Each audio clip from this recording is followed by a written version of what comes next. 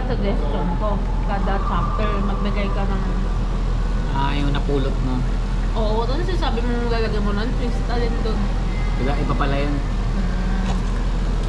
Kaya we're not on the same boat. Ibang story pala yun na. Ano yun, kapag gagawa ka naman ng sa'yo. Storytelling talaga yung pinaka-importante sa... Hindi. Yung tinatanong ko, yung sabi mo twist. Ano yun, kapag ikaw gagawa ng story. Oo. Gets. Kada chapter. Tapos dugtong-dugtong sa huli. Pansinin mo Ano ba yun? yung content ni Kung. May mga twist. Gets ko na. Hindi mo i-expect yun. Hindi mo i-expect.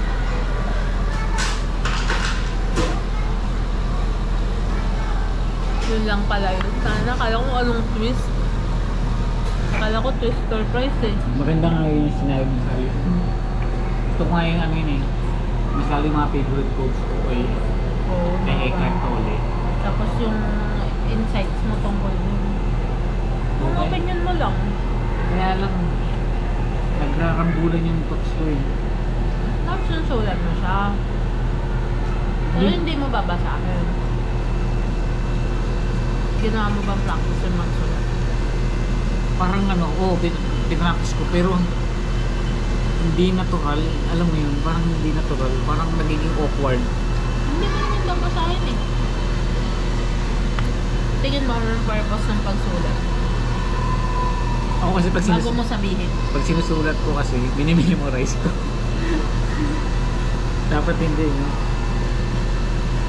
Hirap naman nun. Ano yung recitation? Tapos napapaganon ako. Ang mga ba yun? Kaya ikaw nga, kung ikaw, pag ikaw siguro gumawa ng content, ng vlog. Kasi, kumbaga sanay ka na sa pagpapaliwanag ka sa mga client mo, di ba? English pa, dire-diretso pa. Trabaho eh. Kaya okay ko eh, kapag nag-content eh. Okay na nga ako, so ikaw naman. Hindi, ang sa akin naman, parang gusto ko lang... Ba't ayaw mong isulat pero hindi mo memorize? Ang purpose lang nun, para lang yung trail of thoughts, hindi magulo. Kasi pag sinulat mo yun, mare-recall yun ng brain mo eh. Para yung nag-flip top no? Flip topperies no? Kaya nga sinusulat, hindi para i-memorize, para lang meron silang, para tumatak sa brain kung ano yung pagkakasunod-sunod ba. Diba iba keywords lang? Subukan ko lang. Kahit keywords pala, kahit hindi mo isulat yung by sentence, nakakatamad dun eh. Kahit keywords lang. Pagkasunod-sunod lang. Tapos yung mga gusto mong parts ng libro, pwede mong gawing edit yun na naka-show sa video. So parang ito yun.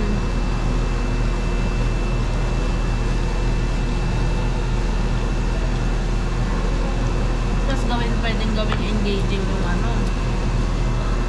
yung mismong content.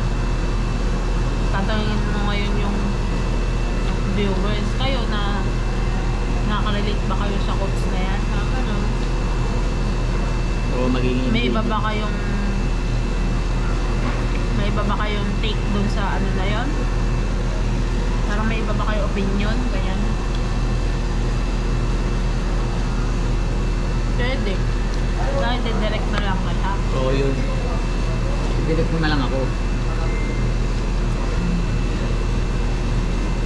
Tama. Parang sa kaya Judy Ann. Oo. Diba si Ryan yung nagdidirect sa kanya? Oo. O yun, ganun pala yun. Wala kasi yung Dami nilang take. Oo. Dami silang take. Or pati artista pa yun ha. Tama. Sakto. Tapos may mga bloopers na May direct. pwede mong isali. Oo. So yung mga nakakatawa no. Sakto director pa tapos ako artista. Kami ni Claim. Kaya ano mo kasi. Hindi, Kahit sa edit siya eh, siguro. Pwede. Editor siya, editor.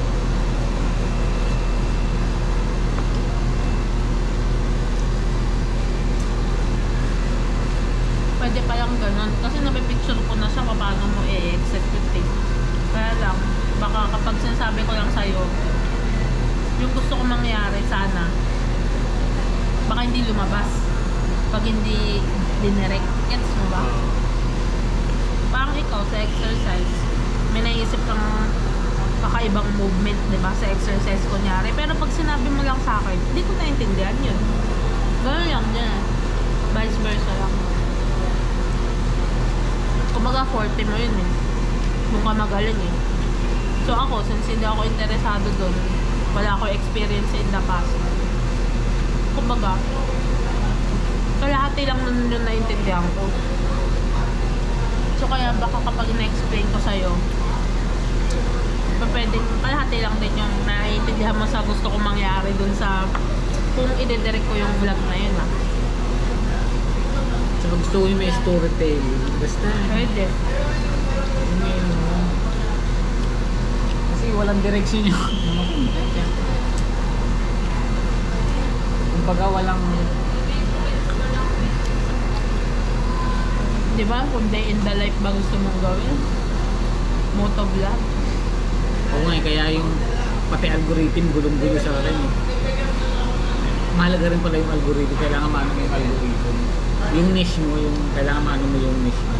Para yung niche. Para yung algorithm, hindi siya... Ay, ano bang gustong ipakita ng tao na to? Para kapag sinerch, hindi rin magulo. Ganun pala yan. Yung algorithm, pagka nakita na yung algorithm, ito, more sa fitness to. Doon ka ika-category. Doon niya ipapakita yung video mo. Hindi to Na-related video. Yun yung algorithm. Pag hindi niya alam yung algorithm, wala siyang, kaya hindi dumadami yung mga, hindi niya alam kung saan niya ipapadala eh, kumbaga eh. Diba? Hindi niya alam kung saan niya ipapadala, sa fitness ba to, sa ano ba to, sa inspirational ba to, parang ganun. Yun yung pala yung ano ng purpose ng algorithm. Ang alin? So, content talaga yun yung the power of now. Chapter by chapter. Kahit nga yung ano yun talaga gusto ko kaya hindi ko masimulan. Dahil ako. Yun ayos. Easy peasy. Lalo pa may reference ka. Pakadali nun. Kaya wala nga reference. Kayang gawin. Tama pa yung meron. Yun yung kulang sa akin sa Tingnan. Yung director. Tapos Hindi mo kasi na ano rin, na try before. Pero siguro, parang sa exercise niya eh. Ako ba mag-handstand? Diba hindi naman? Ganun lang din yung level of difficulty. pero practice naman kasi lahat eh, no? Alam mo yung wala ka naman hindi kayang gawin. Basta pa-practice mo lang. Oo. Totoo. So, dapat ulit-ulit. Repetition talaga eh. Kasi pag hindi ulit-ulit, hindi ma-retain.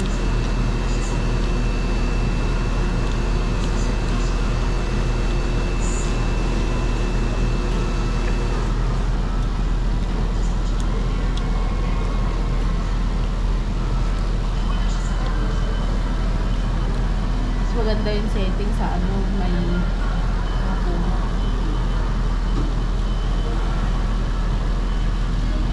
Oo, tapos may mga huni ng ibon mo. Masarap pag umaga. Bukas. alam ko na kung paano umpisahan. Paano? Dapat kasi pag ano, tinuturo yun sa school eh. Ito naman yung mga tinuturo sa school na pwede mo talagang gamitin. Ano? Baka kasi nag-cutting ako nung mga Hindi, wala ka lang interest dun, diba? Sabi mo. dati. Pero ngayon, parang gusto ko na. Oh, Nagawan mo muna ng storyline. storyboard, parang naman, storyline. Storyboard kasi more on drawing. Eh, hindi naman ako magaling mag-drawing. Dati ginagawa ko storyline lang siya. Tapos, kada character, ipipresto mo kung saan mo sila gustong kuhanan. Pang, first storyline, ito, next, ganito, third, ganito. Ganun siya. Okay, ayos yun.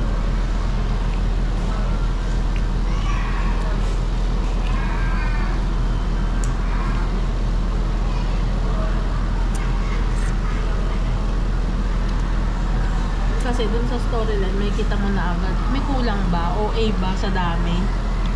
Pero bang pwedeng tanggalin na dun sa listahan na parang hindi naman relevant.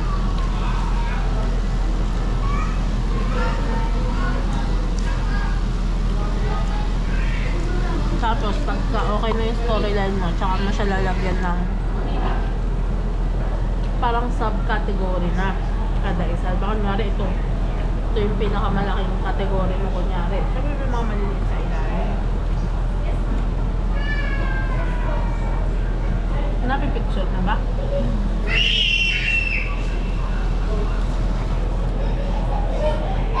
Parang bullet na.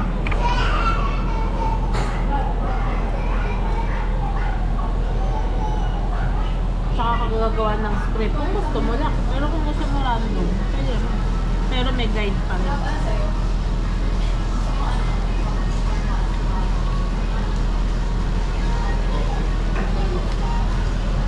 Yung iba parang question and answer eh. Oo, pwede. Yung background. O Ang ginawa sa'yo ni ano? ni Smile.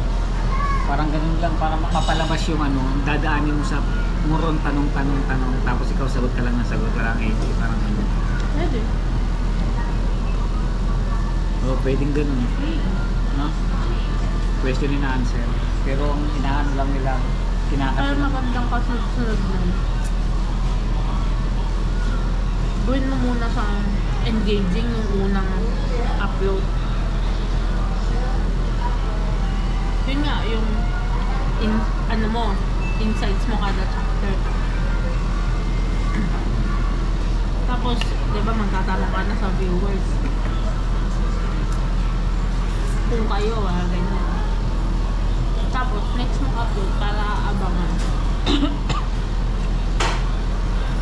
Q&A na. Q&A na dun. Related pa din sa una mo upload. Gets mo? Parang dugtong.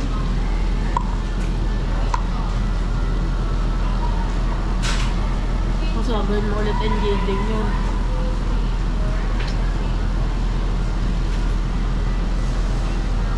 Magandang kasama mo naman din si Larry. Kasi diba ano rin siya ni Eckhart.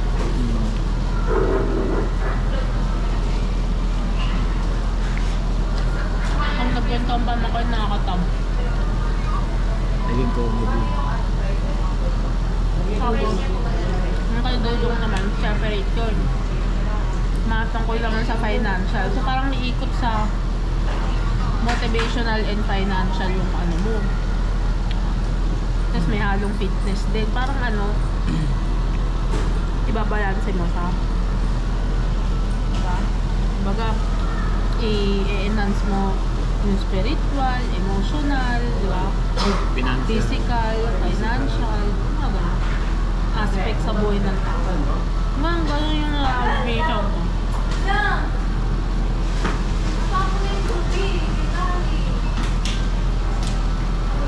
Tapos syempre, labas na yung libro. Perfect timing na.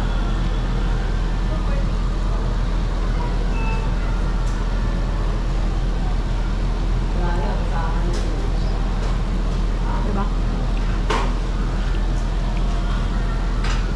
Tapos baka ulit ng insight sa mga ano mo. Natapos mo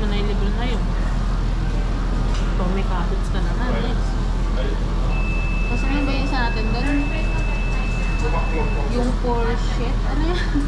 Babylon Emirates. Ano? The rich man. In Babylon. Tapos hanggang sa ano na? Hindi na mga kadalasan eh. Tapos sa Reels, mag-upload tayo. Mga next na libro na i-review mo. Tapos,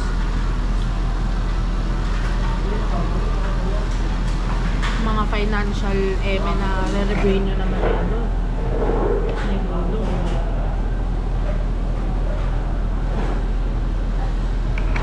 Kaya ganun. Ano, na-overload ka?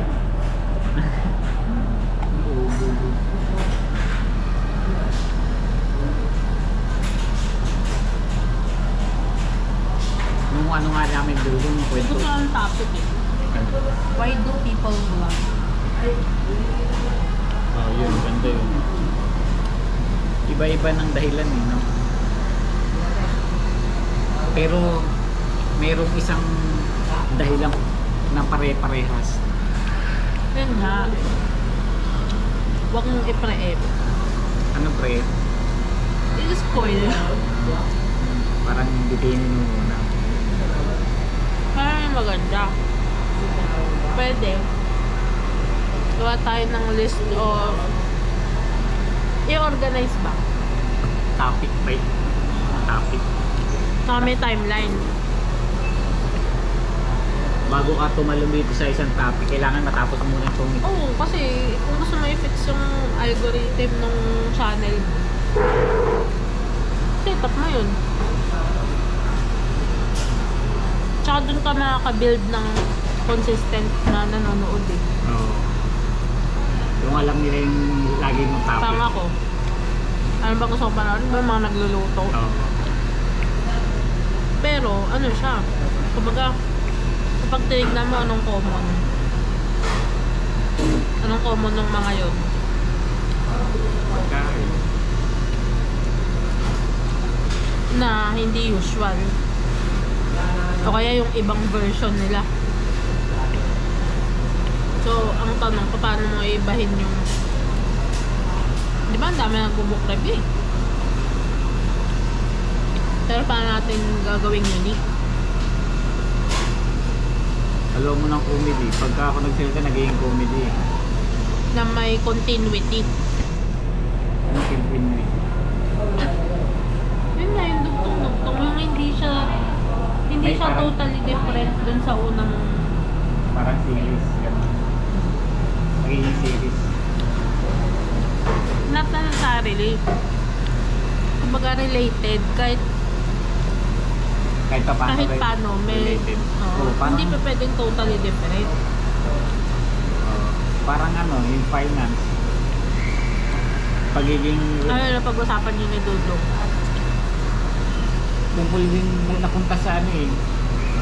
Abundance mindset eh. Abundance. Kaya nga, so konektado yun Konektado doon. sa abundance, konektado sa energy, konektado sa law of attraction, konektado sa feelings, eh, nararamdaman mo, parang gano'n.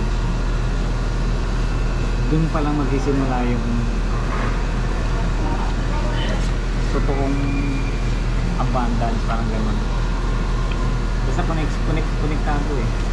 Magsisimula muna talaga sa... Kaya nga.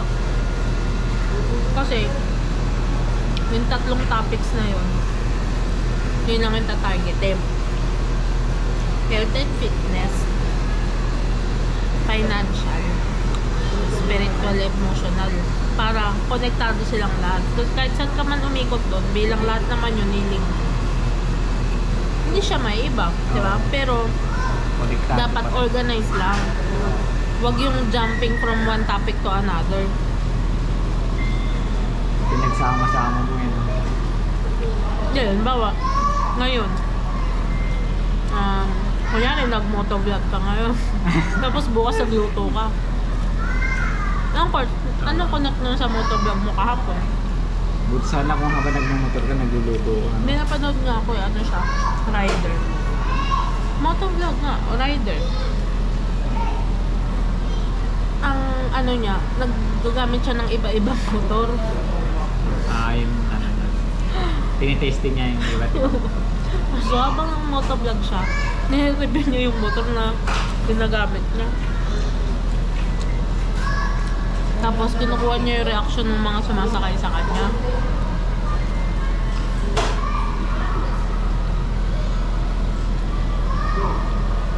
Na gano'n.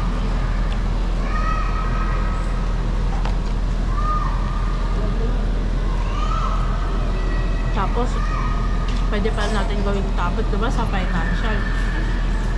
Mga businessman mong kapatid, oh. Yung mga interview na parang Vogue yung dating. Alam mo yun, nakapanood ka na ba ng Vogue? Ano yun? Vogue magazine na style. Hindi pa. Paano yun? Yung nakatutok yung camera ang ganyan. Tapos sasabihin, ay moving yung camera. Susundan mo lang na susundan yung Tao. tao. Kada salita. Oo. Kunyari. Susundan mo siya, diba? Parang, tapos may mga question and answer. So, kailan ka nag-start dito sa business mo? Meron ka na yung set of questions kasi business eh. Bakit mo naisipan magtayo ng ganito?